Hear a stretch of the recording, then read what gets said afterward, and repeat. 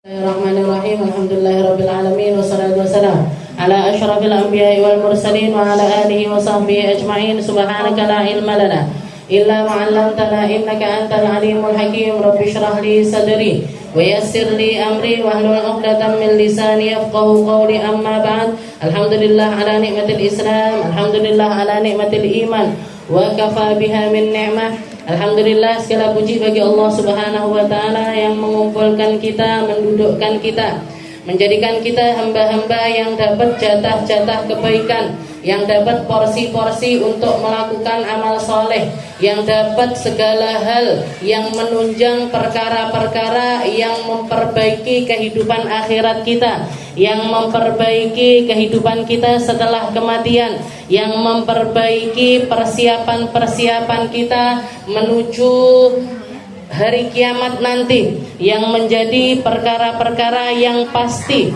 yang menjadi perkara-perkara yang betul-betul akan terjadi, yaitu pertemuan antara kita dengan Allah Subhanahu wa ta'ala. Pertanggungjawaban kita di hadapan Allah Subhanahu wa ta'ala lewat jalur yang paling mulia, lewat jalur yang paling indah, lewat jalur yang tidak ada celah sama sekali, yaitu Nabi kita, Nabi Muhammad sallallahu alaihi wasallam. Fa innahu khairu muallimin. Katanya para sahabat Nabi ketika melihat Rasulullah sallallahu alaihi wasallam, ma wajadtu mualliman khairun min Rasulillah sallallahu alaihi wasallam qablahu wala ba'dahu. Saya enggak pernah ketemu seorang pengajar, saya enggak pernah ketemu seseorang yang mengajarkan sesuatu, yang mengajarkan sesuatu kepada orang lain lebih dari Nabi Muhammad sallallahu alaihi wasallam. La qablahu wala ba'dahu. Sebelumnya saya enggak pernah nemukan yang sebaik Nabi, setelahnya pun juga saya enggak pernah ketemu yang sebaik dari Nabi Muhammad sallallahu alaihi wasallam. Dan Nabi itu adalah nabinya kita, dan Nabi itu adalah rasulnya kita, dan Nabi itu adalah pengajar kita, dan Nabi itu yang senantiasa akan hadir bersama dengan kita setiap kali kita mengucapkan salawat kepadanya, yang akan selalu membalas salam kita, yang akan selalu membalas kebaikan-kebaikan kita. Kalau guru saya sering kali mengutip perkataannya Nabi, fa inni khairu mujazil. Saya adalah seseorang, Nabi Muhammad adalah seseorang yang paling pintar di dalam membalas kebaikan seseorang. Maka ketika kita berbuat baik, ketika kita melakukan sebuah kebaikan kepada orang lain, kok ternyata balasannya enggak sesuai dengan apa yang kita prediksikan, maka enggak perlu gusar, enggak perlu khawatir, enggak perlu sakit hati, enggak perlu terbebani, karena nanti yang akan balas adalah Nabi Muhammad sallallahu alaihi wasallam.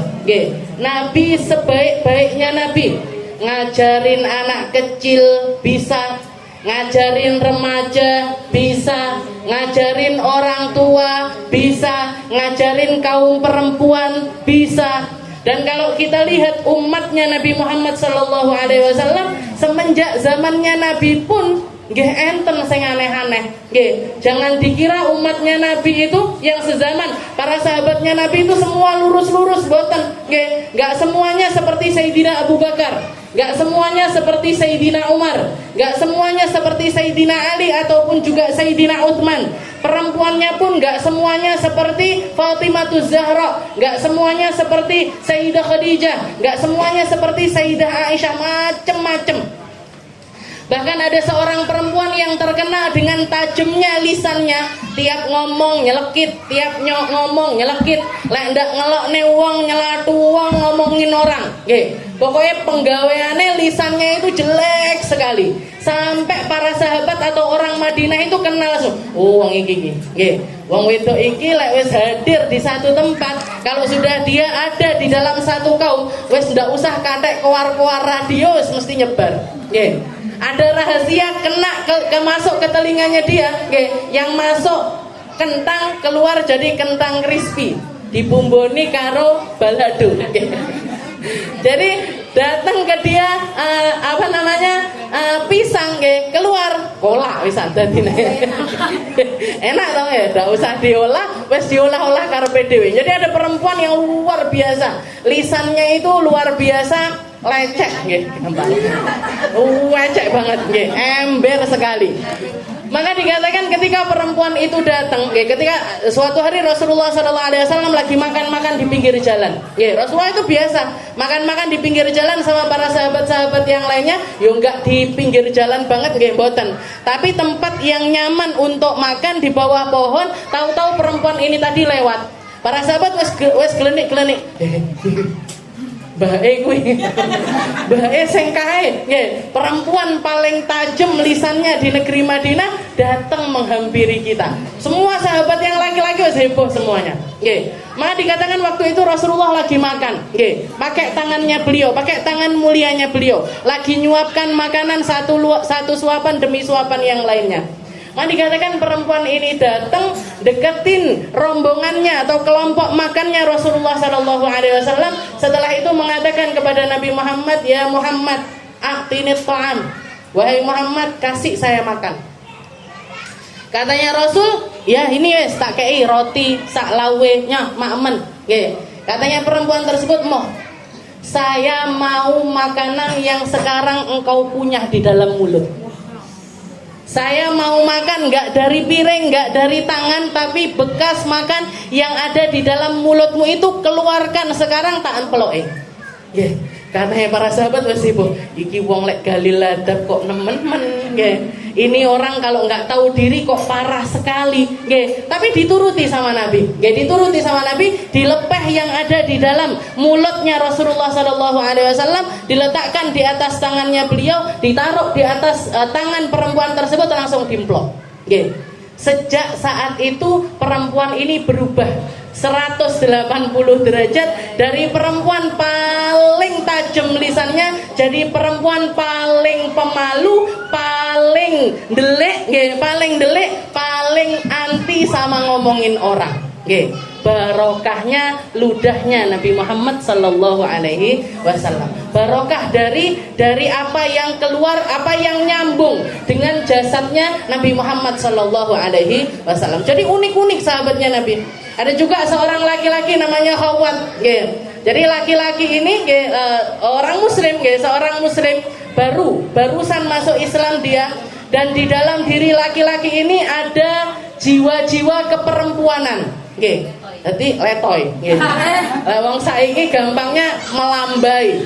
Senengannya duduk-duduknya sukanya nongkrong sama perempuan-perempuan. Sukanya itu gabung piye, kabar ada kabar apa? Ngoten-ngoten niku. Wah, dikatakan laki-laki ini ikut berperang sama Nabi, ikut perang sama Rasulullah SAW. Pas waktu perjalanan pulang, dia melihat ada sekelompok perempuan ini lagi gosip, keluar. Jiwanya untuk ikut gosip itu keluar, jiwanya untuk melok nimbrung karo wong wedok-wedok mujalasatun nisa ini keluar lagi. Maka dikatakan dia langsung nyamar jadi perempuan, gawe gamis, gawe jilbab, pokoknya pakai yang kayak perempuan-perempuan seperti itu, duduk sama para perempuan, duduk sama perempuan, gosip-gosip segala macam sampai bubaran. Begitu selesai bubaran, begitu selesai dia keluar dari tenda, lagi jalan papasan sama Rasulullah, papasan sama Nabi Muhammad SAW. Ki pacaane sik ngene, jadi pakaiannya dia masih ada, istilahnya belum dilepas semuanya. Maka dia saking groginya ditanya sama Rasul, ya Aba Abdillah, ila aina, wahai Aba Abdillah. Jadi punya anak dia, anaknya namanya Abdullah. Ya Aba Abdillah, ila aina, wahai Aba Abdullah, kamu mau kemana? Arep neng di. Katanya dia saking groginya, ya Rasul, ghaba minni ba'iri. Keledaiku hilang. Saya lagi keliling nyari keledai ya Rasul. Saya lagi keliling nyari keledai ini nggak ketemu. Oh, Ya sudah, Rasulullah tahu aslinya nggih. Iki ngapus sih mesti. Enggak mungkin ini mesti kumat penyakitnya iki. Jadi dibiarkan sama Rasulullah sallallahu alaihi wasallam dia pergi nggih. Akhirnya berhasil kabur nggih. Setiap kali ketemu sama Rasulullah ditanya lagi, ya Aba Abdullah, kaif? Gimana? Udah ketemu? Apa namanya, keledainya wis ketemu? Nggih, wis cetok, keledainya sudah ketemu. Belum ya Rasul, belum. Nggih. Papasan lagi di mana? Belum ya Rasul, nggih. Pas di perjalanan nggih ngoten, nggih. Jadi kadang-kadang ontanya Nabi di depan, ontanya dia di belakang, pas sama Rasulullah melanin ontanya, piye? Wis ketemu. Piye ketemu? Belum ya Rasul. Akhirnya katanya dia, sampai aku kontaku itu tak ketemek nih, istilahnya tak pelanin biar di belakang terus benda amen papasan sama Rasulullah Shallallahu Alaihi Wasallam. Ternyata apa? Disusul sama Rasulullah mau romburi, piye?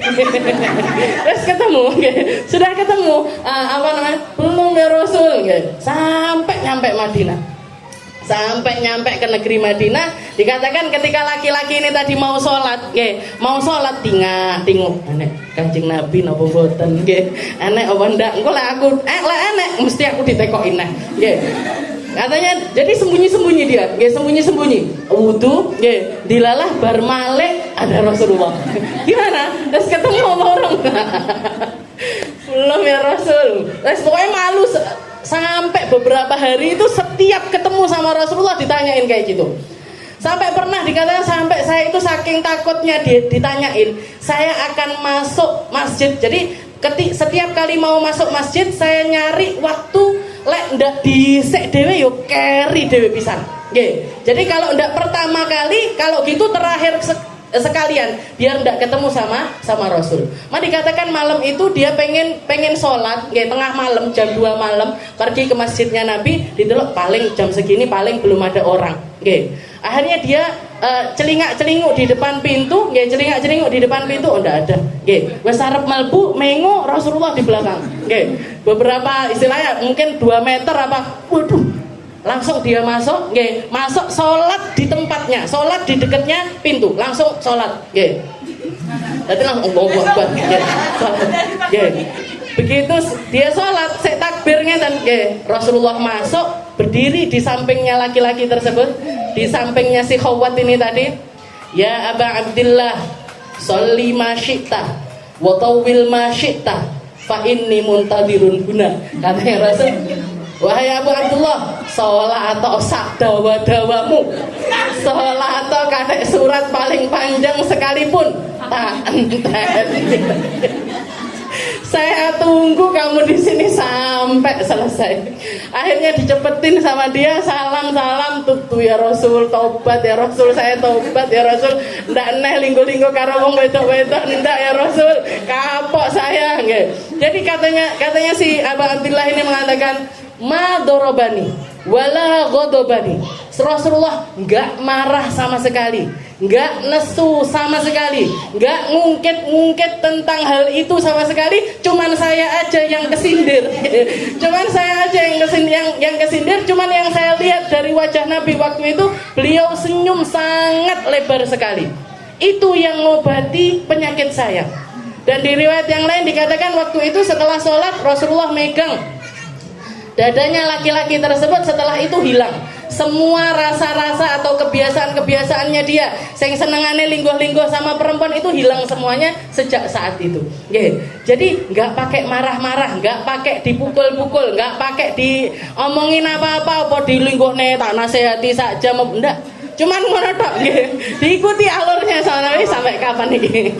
Kuat mana ini? Kamu untuk jujur apa aku untuk nungguin kamu jujur? Cuman gitu tok yang dilakukan sama Rasulullah sallallahu alaihi wasallam. Jadi khairu muallim, sebaik-baiknya guru adalah Nabi kita Nabi Muhammad sallallahu alaihi wasallam. Jadi kalau kita mau jadi guru, kalau kita mau nyari panutan di dalam mengajar, ndak usah golek lian-liane. Tinggal kita nirukan apa yang dilakukan oleh Nabi kita Nabi Muhammad sallallahu alaihi wasallam. Kita lanjutkan pembahasan kita. Qala al-mu'allif rahimahullahu taala wa nafa'ana bi ulumi fid darin ad-darsul rabi'. Kita sampai kepada pembelajaran yang keempat. Kita sudah bahas tentang haid, tentang suci, tentang istihadah, tentang keputihan dan lain sebagainya sudah kita bahas. Sekarang kita masuk ke dalam bab yang namanya nifas. Bab nifas ini mungkin lebih membingungkan dibandingkan haid karena datangnya itu nggak sering. Nggak mungkin orang nifas setahun pisan gitu, nggak mungkin kan, atau setahun sekali mungkin lah, setahun sekali mungkin, atau 2 tahun sekali masih mungkin, tapi untuk lebih dari itu sesuatu yang tidak mungkin. Maka pembahasan tentang nifas ini seringkali kita lupa, kok eling kok lali neh, lek lali piye yo wis dieling nih, lek wis eling yo disebar-sebarkan kepada yang lainnya. Jadi at-ta'rifu bin nifas wa muddatu wa ma yata'allaq bihi min ahkam. Kita bahas tentang nifas dan juga masanya nifas dan segala sesuatu yang berkaitan dengan nifas. Sanatanawalu fi hadzal dars at-ta'rif bin nifas wa syurutu wa muddatu wa mutaqaddu damun nifas wa ziyadatu dam ala aktarin nifas. Ta'rifun nifas. Definisinya nifas, nggih. Apa itu nifas? An-nifasu lughatan al-wiladah, nggih. Jadi di dalam bahasa Arab itu ada yang namanya nafsun, ada yang namanya nafasun. Kalau nafasun artinya adalah nafas. Jadi kita bernafas itu bahasa Arabnya nafasun. Tapi kalau jiwa, itu bahasa Arabnya nafsun. Jadi ya ayyatuhan nafsul mutmainnah, wahai jiwa yang tenang. Wahai jiwa yang tenang, bukan wahai nafas yang tenang. Karena pakainya an-nafsu. Jadi beda harokat, wis beda artinya. Nafsun artinya adalah jiwa, nafasun artinya adalah nafas. Jadi nifas, nifas ini diambil dari kata-kata apa? Diambil dari kata-kata nafsun. Kenapa kok diambil dari kata-kata nafsun? Li'annahu damul ladzi kharaja ba'da nafsin. Karena nifas itu adalah darah yang keluar setelah keluarnya sebuah jiwa. Jadi nifas itu dinamakan nifas karena dia keluar adalah darah yang keluar setelah keluarnya sebuah jiwa yang diciptakan sama Allah Ta'ala di dalam rahim seorang perempuan. Mau itu lahir dalam kondisi setelah kehamilan 9 bulan ataupun sebelum itu, yang penting sudah terbukti adanya kehamilan, maka darah yang keluar setelah janin ini tadi hukumnya adalah nifas. Jadi kalau ada perempuan baru hamil sebulan, keguguran, hamil sebulan keguguran, yang keluar setelahnya ini darah apa? Darah nifas. Hamil baru 2 minggu, hamil baru 2 minggu, keguguran juga, yang keluar cuma segumpal darah karena belum jadi apa-apa. Terus habis itu keguguran, ini darah yang keluar darah apa? Tetap dianggapnya adalah darah nifas. Kenapa? Karena nifas ini adalah darah yang keluar setelah kosongnya rahim dari kehamilan, baik yang keluar itu jiwa yang memang utuh sebagai jiwa ataupun asal muasal dari jiwa. Segumpal darahkah, segumpal dagingkah, sudah berbentukkah, belum berbentukkah, yang penting itu terbukti ada dokter atau bidan yang mengatakan ini adalah asal dari janin, ini asal dari bakalnya manusia, maka yang keluar setelahnya dianggap sebagai nifas. Dianggap sebagai nifas. Waqad taqaddama syarhu dzalika fid darsil awal. Syurutun nifas. Sekarang syaratnya nifas. Kapan darah setelah kelahiran itu dianggap menjadi darah nifas? 4 syaratnya. Jadi ada 4 syaratnya darah yang keluar setelah kehamilan itu dianggap sebagai nifas. La tatahaqqaqu kaunun nifasu nifasan illa bi arba'ati syurut. Jadi enggak sah nifas kalau salah satu dari 4 syarat ini enggak terpenuhi. Yang pertama, ayyakuna khurujuhu ba'da faraghir rahim walau min alaqatin aw mudghatin. Qalat qabilah annahu mabda' khalqi Adam. Yang pertama, darah itu keluar setelah kosongnya rahim. Darahnya itu keluar setelah kosongnya rahim. setelah terbukti bahwasanya sebelumnya ada kehamilan. Oke, kalau sebelumnya nggak ada pertanda kehamilan, maka nggak bisa dianggap sebagai nifas. Oke, nggak bisa dianggap sebagai nifas. Dan yang dianggap nifas setelah kosong. Oke, seperti yang sering saya ceritakan. Oke, kalau misalkan ada orang hamil kembar, oke, hamil kembar 2 misalkan. Oke, lahiran pertama duhur, lahiran kedua asar. Oke, darah yang dianggap darah nifas yang mana? Yang setelah asar. Yang antara duhur sama asar ini tadi masih dianggap istihadah.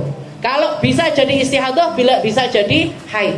Haid kalau bersambung dengan haid sebelumnya, tapi kalau enggak bersambung dengan haid sebelumnya, maka darah diantaranya ini dianggap sebagai darah istihadah. Oke, jadi tetap wajib sholat.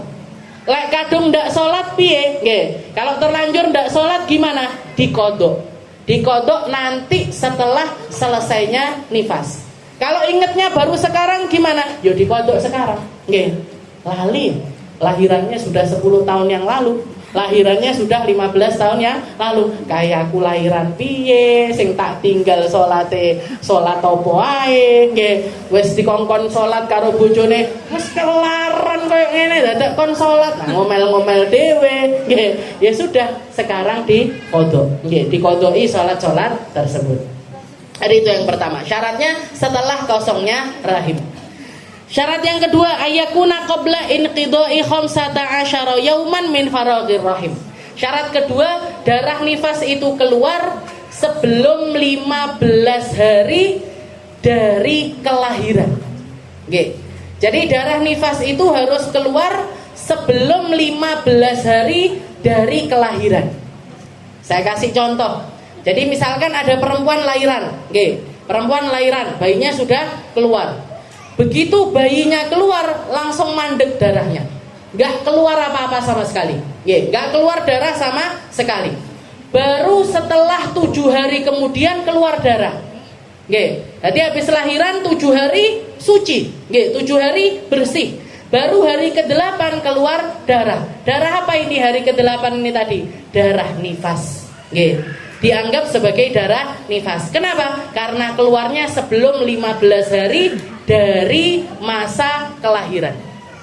Tapi kalau di atas hari ke-15, keluarnya di atas hari ke-15, maka darah itu tidak bisa dianggap sebagai darah nifas, tapi darah itu adalah darah haid. Saya kasih contoh lagi, perempuan lahiran. Perempuan lahiran setelah lahiran bersih. Bersih, nggak ada darah apapun, nggak keluar apa-apa sama sekali. Baru hari ke-20 keluar darah. Hari ke-20 keluar darah. Darah apa ini hari ke-20 ini tadi? Darah haid, bukan darah nifas. Kenapa? Karena keluarnya antara lahiran dengan keluarnya darah itu ada jeda waktu lebih dari 15 hari 15 malam. Apa ada orang kayak gini? Ada, banyak.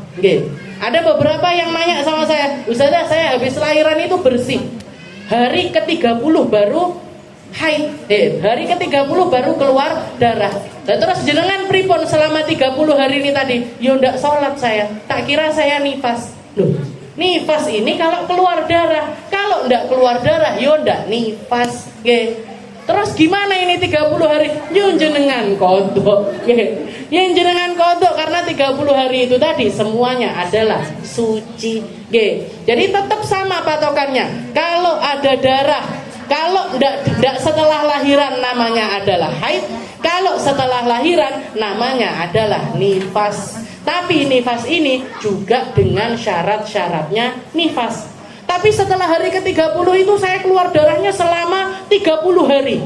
Darahnya keluarnya darah selama 30 hari. Kan pas 60 hari. Ya enggak gitu konsepnya. 30 hari ini tadi gimana hukumnya apa? Itu hukumnya haid bercampur dengan istihadah. Tinggal nanti dilihat bisa dibedakan apa enggak bisa dibedakan. Ada yang kuat, ada yang lemah, apa enggak. Jadi dikembalikan kepada gambaran orang istihadah, bukan dianggap sebagai perempuan yang sedang nifas. Jadi 60 hari itu jarak maksimal. Nggih. 60 hari itu adalah masa maksimalnya perempuan mengalami nifas dan terhitungnya dari melahirkan, bukan terhitung dari keluarnya darah. Nggih. Jadi hitungannya 60 hari itu mulai dari melahirkan, bukan mulai dari melihat darah. Nggih, bukan dari melihat darah. Jadi beda sama haid. Kalau haid patokannya dari melihat darah.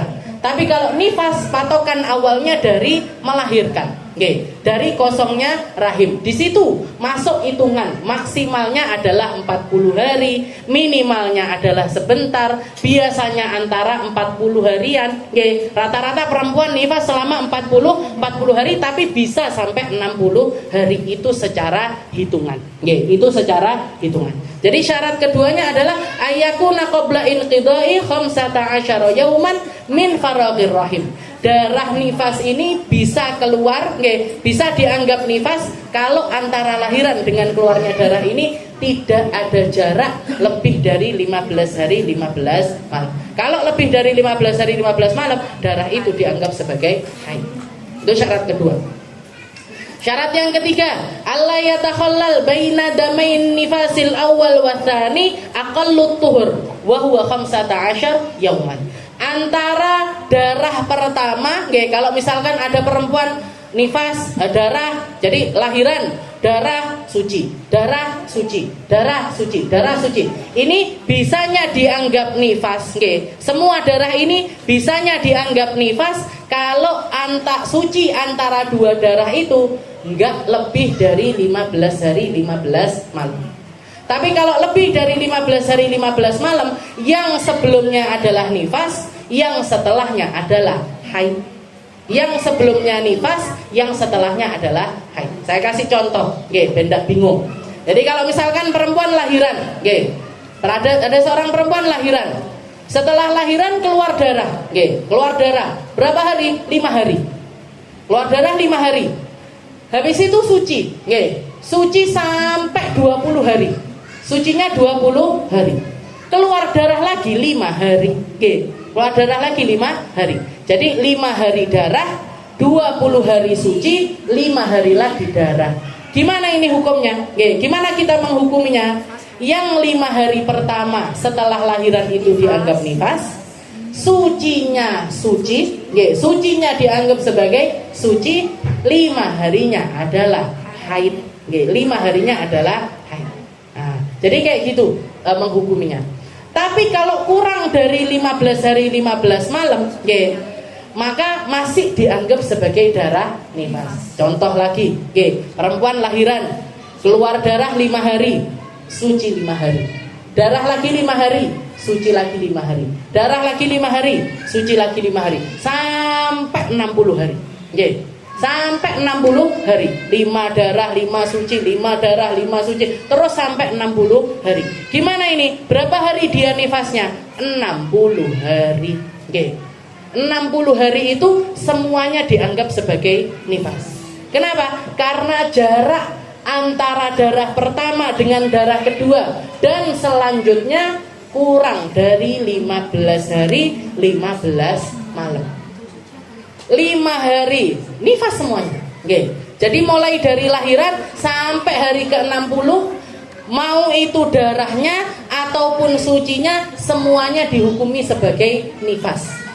Semuanya dihukumi sebagai nifas. Kalau terjadi di bulan Ramadan gimana?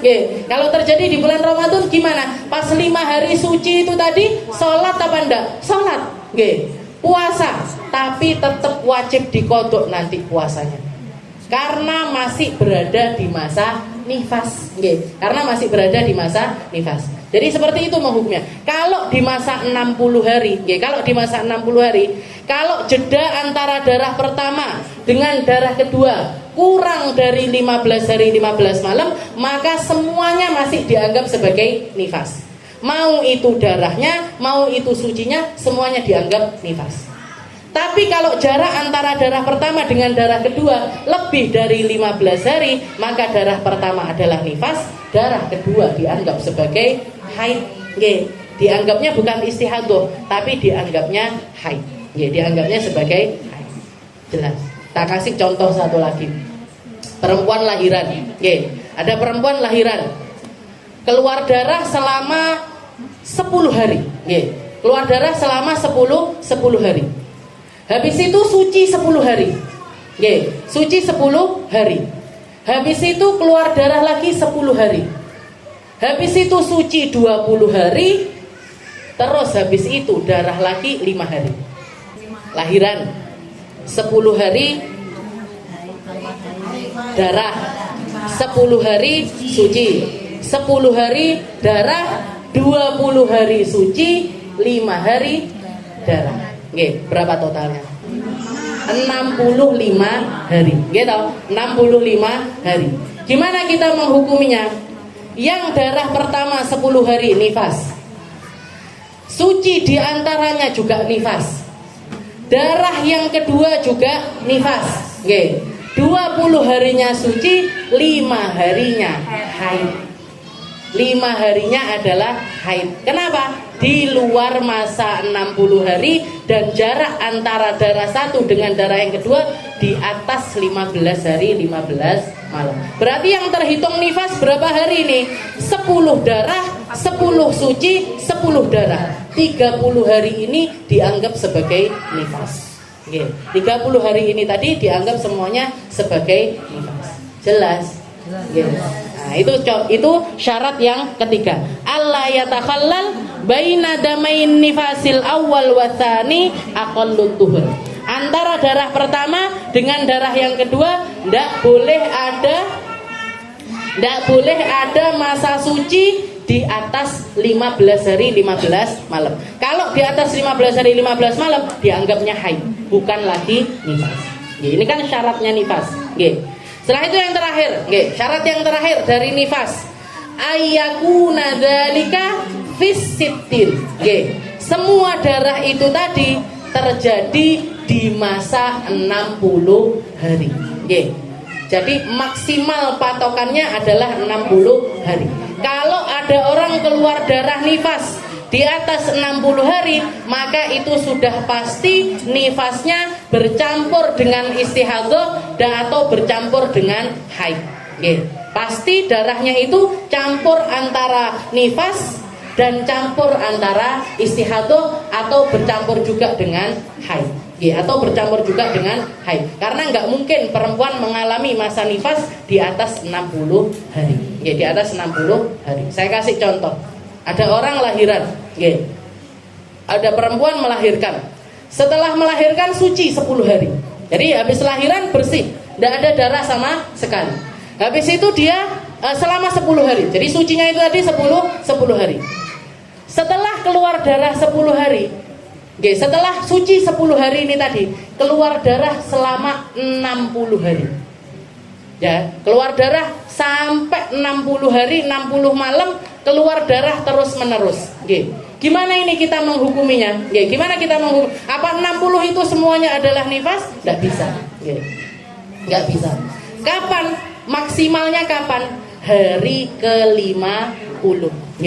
Hari ke-50 itu batas maksimalnya nifas. Hari ke-60 itu batas maksimalnya nifas. Kalau di hari ke-50, ada perubahan warna darah atau sempat berhenti walaupun cuma sebentar, ada berhentinya walaupun cuma sebentar, maka yang 10 hari, yang setelah hari ke-60 ini tadi dianggapnya adalah darah haid.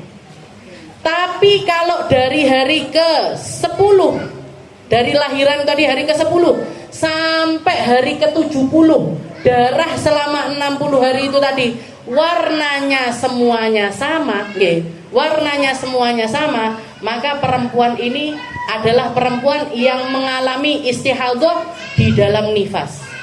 Campur darahnya antara nifas, haid dan istihadhah. Campur darahnya antara haid, nifas dan juga istihadhah. Diteruskan apa enggak ini?